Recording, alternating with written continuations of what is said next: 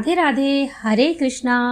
कैसे हैं मित्रों आप सब? आशा करती हूँ सभी लोग परम मंगलमय होंगे, खुश होंगे, सुखी होंगे और स्वस्थ होंगे। सभी लोगों पर मेरे ठाकुर जी की, मेरे लाला की, मेरे लड्डू गोपाल की कृपा बरस रही होगी। सब लोग ठाकुर जी की सेवा में लीन होंगे, रम गए होंगे और सभी को ठाकुर जी की तरफ से बहुत बहुत आशीर्वाद। दोस्तों, जैसा कि वीडियो के थंबनेल से ही आपको पता चल गया होगा कि आज हम लोग किस बात पर चर्चा करने वाले हैं, यानी आज की वीडियो का जो टॉपिक है वह क्या है। तो चलिए आप लोगों को ज़्यादा इंतज़ार नहीं करवाते हैं और शुरू करते हैं आज की वीडियो को। तो दोस्तों, आज की वीडियो का जो टॉपिक वो ये है कि बहुत सारे भक्त ऐसे हैं जो ये सोचते हैं कि हम अगर ठाकुर जी की सेवा कर रहे हैं, अपने लड्डू गोपाल की सेवा कर रहे हैं, तो यदि हमारा स्वास्थ्य ठीक नहीं रहता या किसी भी कारणवश अगर हम स्नान नहीं कर पाते हैं या नहा नहीं पाते, तो क्या हम अपने ठाकुर जी को जगा सकते हैं, उनको उठा सकते हैं या उनको भोग निवेदन कर सकते हैं या उनकी सेवा कर सकते हैं। तो आज का वीडियो इसी पर बेस्ड है। तो दोस्तों, चलिए आपको हम आज बताते हैं कि क्या हम किस तरीके से इस चीज़ को कर सकते हैं जिससे कि हमारे ऊपर किसी प्रकार का दोष भी ना पड़े और आपके जो भी डाउट्स हैं वो मेरे इस वीडियो को देखने के बाद बिल्कुल क्लियर हो जाएंगे। तो दोस्तों, बात करते हैं शास्त्रों की। यदि शास्त्रों की बात करें, यानी शास्त्रों के अकॉर्डिंग अगर हम जाएं, तो उसके अनुसार बहुत सारे नियम होते हैं जो कि देवी देवताओं की पूजा के लिए होते हैं और इसी में लड्डू गोपाल की सेवा भी आती है। जैसे कि हमें भोग निवेदन नहीं करना चाहिए बिना स्नान के, उनको छूना नहीं चाहिए बिना स्नान के, उनको बिना नहाए हुए घर में किसी भी तरीके की अशुद्धि नहीं होनी चाहिए और हमेशा घर में सात्विक भोजन ही बनना चाहिए। ठाकुर जी को स्नान कराते वक्त उनकी पीठ का दर्शन नहीं करना चाहिए, एटसेट्रा एटसेट्रा एटसेट्रा। बहुत सारे नियम हैं जो आपको बहुत सारे लोगों ने बताए होंगे या आपके पास बहुत सारे वीडियोस आए होंगे जिस पे आप लोगों ने ये देखेंगे।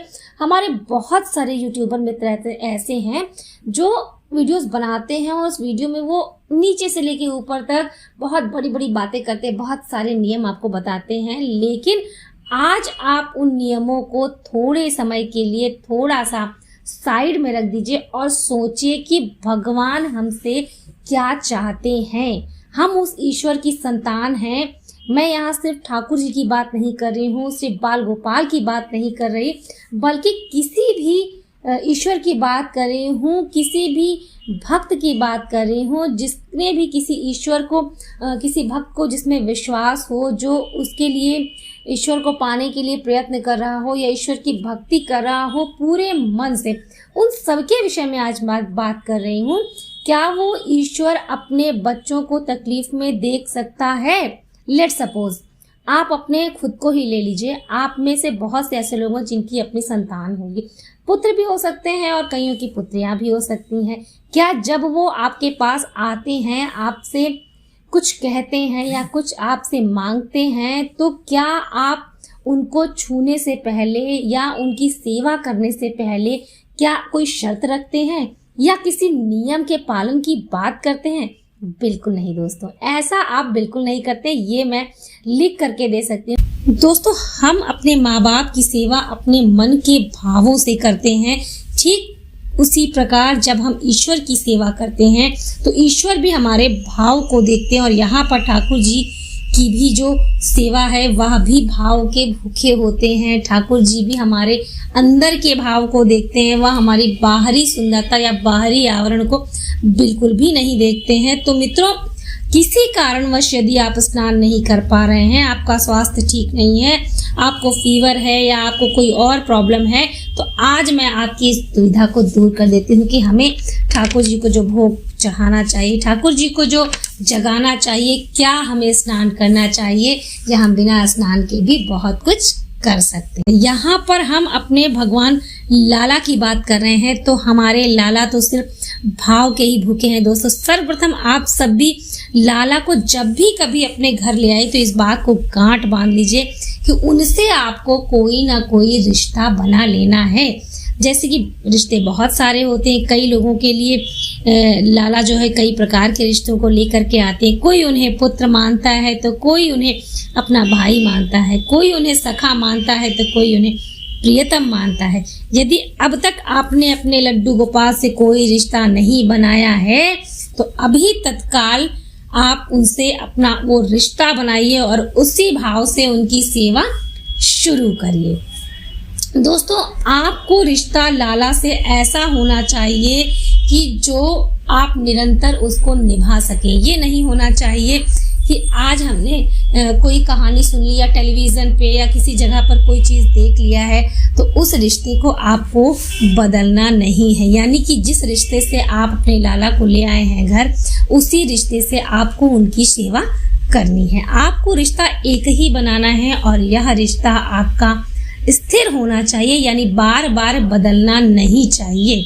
दोस्तों, कभी कभी क्या होता है कि हम किसी टीवी में या मोबाइल पर या हमारे पास कोई ऐसी वीडियोस होती है और हम जो भी कुछ देख लेते हैं तो उसी के अनुसार अपना आचरण करने लगते हैं। जैसे कि आज हमने यशोदा मैया की कथा देख ली या यशोदा मैया के बारे में टेलीविज़न पे कोई जय श्री कृष्णा जैसे कि एक सीरियल आता उसमें देख लिया और हम बहुत भाव विभोर हो गए, तो हमें लगा कि हमें अपना पुत्र जो है कान्हा जी को मान लेना चाहिए।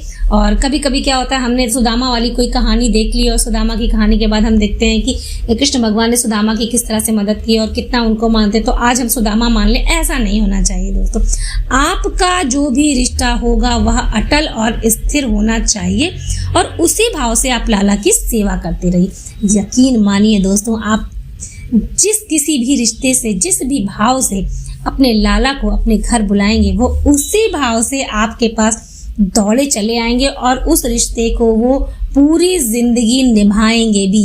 यदि आप सखा बने हैं तो लाला भी सखा बन जाएंगे आपके, और यदि आप यशोदा मैया बनी हैं तो लाला भी आपके पुत्र के समान ही आपसे व्यवहार करेंगे। और यदि आप पुजारन हैं मीरा की तरह तो लाला भी आपको एक भक्त की तरह आपके साथ व्यवहार करेंगे।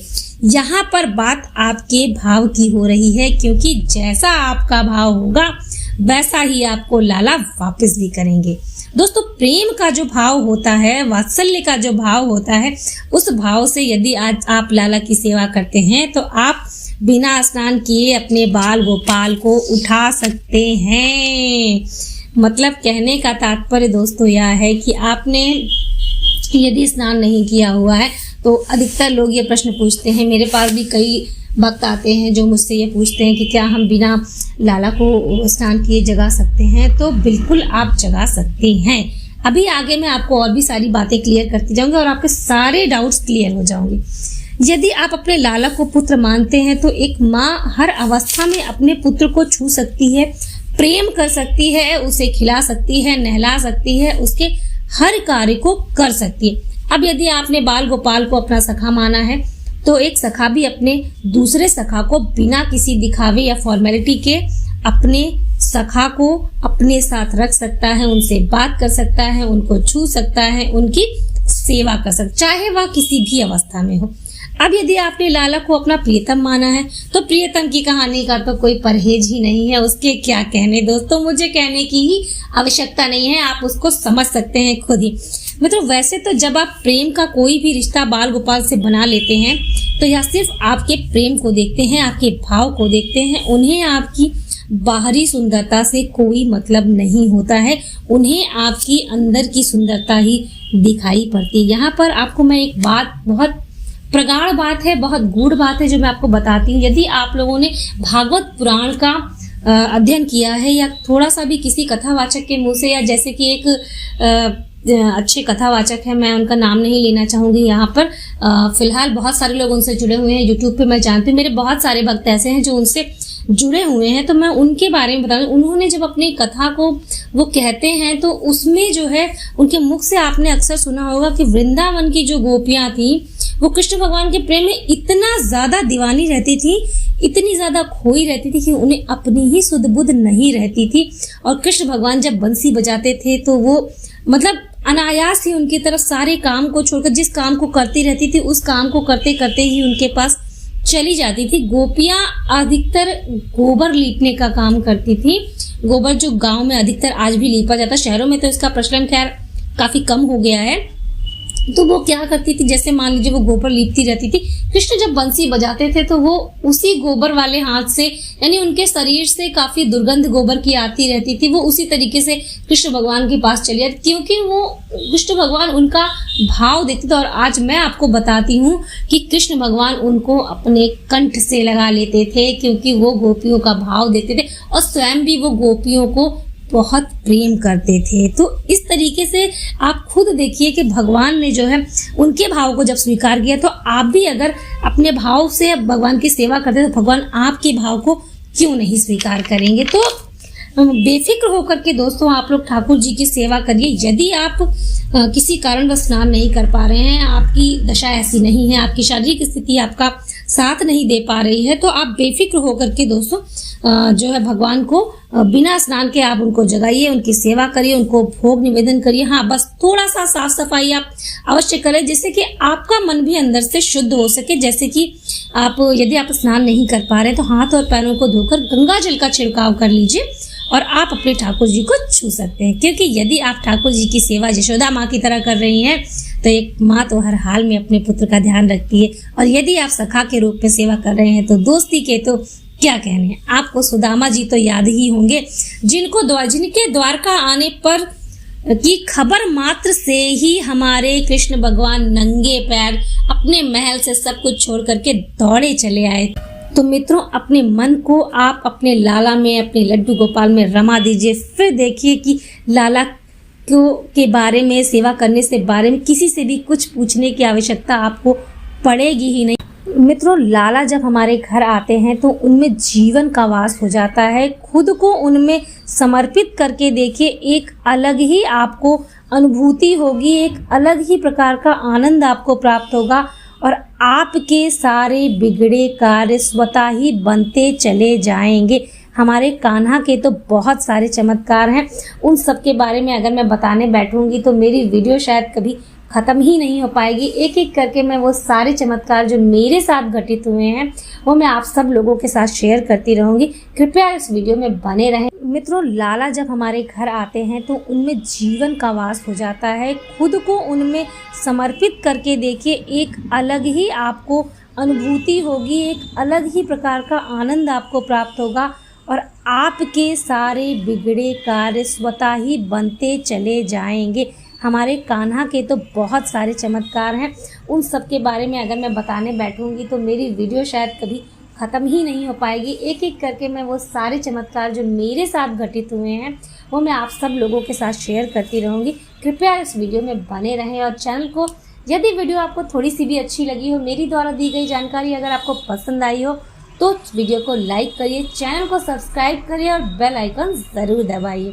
तो आज की वीडियो में दोस्तों बस इतना ही। मिलते हैं अगले वीडियो में, तब तक के लिए राधे राधे, हरे कृष्णा। मेरे लाला सबका कल्याण करें।